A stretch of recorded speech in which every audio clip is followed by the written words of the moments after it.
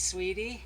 What better place to start harvesting from than dreaming great harvest dreams of abundant meals, beautiful bouquets, soothing teas, and healing herbs? And what other better place than under a big Pakistani mulberry tree that's literally raining down thousands and thousands of tasty, sweet 2 and 3 inch mulberries. But before we start harvesting, I want to cover a few points. That it's always really vital to start with a sense of reciprocity. And harvesting is a give and take. And so giving gratitude when we harvest, returning fertility to the soil, and just having that reciprocal relation.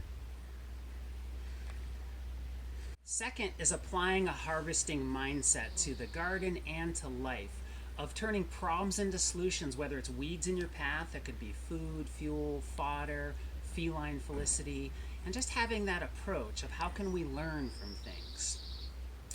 Third is to really think about planting enough to share.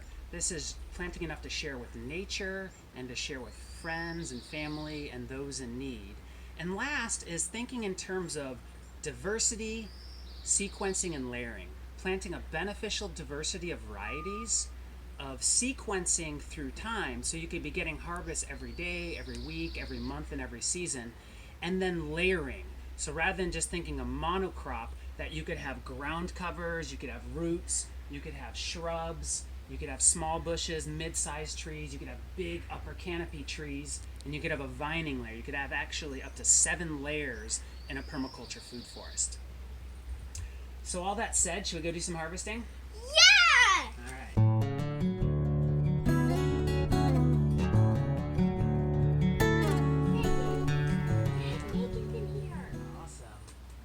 Important thing is that we're fortunate enough to have a nice big garden space, but you could apply these concepts and grow an abundance of food or medicine on a windowsill, on a balcony. You could have a food forest in containers, or you could apply the 7 layering concept just to one garden bed.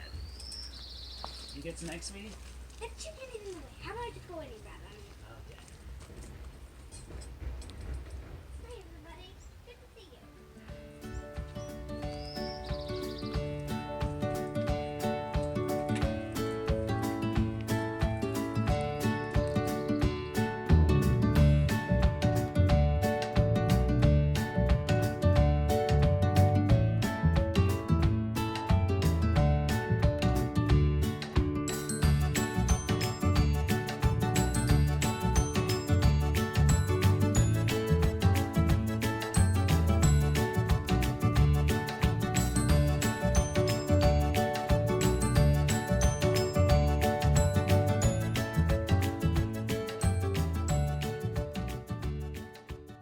Constructed wetland gray water system that mimics a wetland ecology.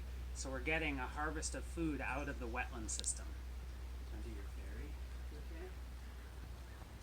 We were fortunate this week to get an out-of-season rain, and as you can see in this rain gauge, there's a 1/2 inch. It's just a really little bit of rain, but a 1/2 inch on a 1,000 square foot roof is 300 gallons of rain. This is a 1,500 gallon rainwater catchment tank.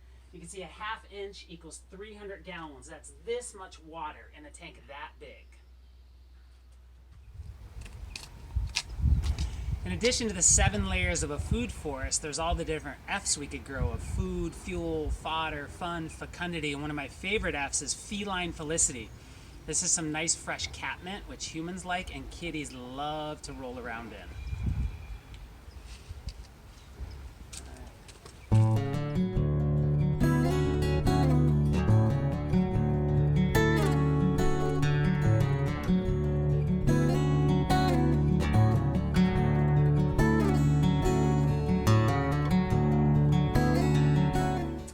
Chard, about 5 different varieties of kale, another 5 or so varieties of lettuce. We have some magenta lamb's quarters, radishes, arugula, perennial buckwheat.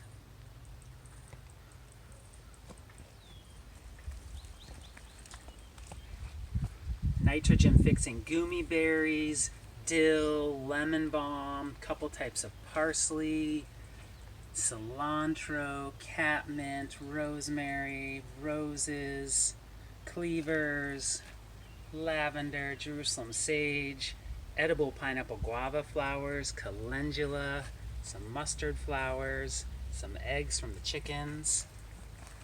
On the fencing, food, fuel, fodder, fun, pharmaceuticals fencing, we have growing willow in the wetland, and willow can be used to create hugelkultur beds and other types of growing beds. It could also be used as a medicine. Aspirin is where willow comes from. Aspirin comes from willow, and it could be used as a rooting hormone to grow more plants. You cut it up, and you can make a rooting hormone.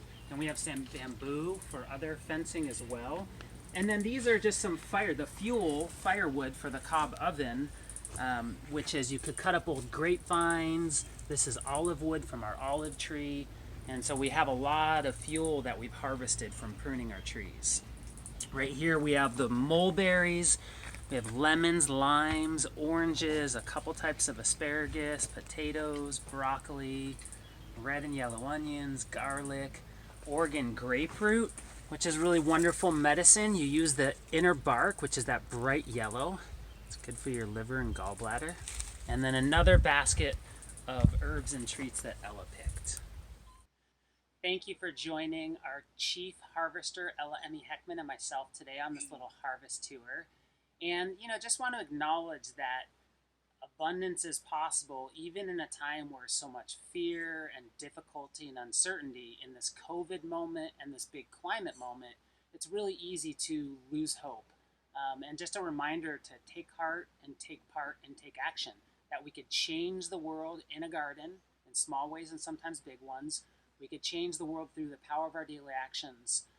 There's a lot that we could do in simple gardens, whether it's on your balcony or windowsill or in a yard, to regenerate our connections to self, nature, and community, to take care of family and friends, to grow food, medicine, and habitat, to sequester climate emissions and atmospheric inspiration out of strangers and thin air, and to actually propagate other plants and other gardens, and to really spread these sort of solutions from backyards to front yards to city hall and climate policy.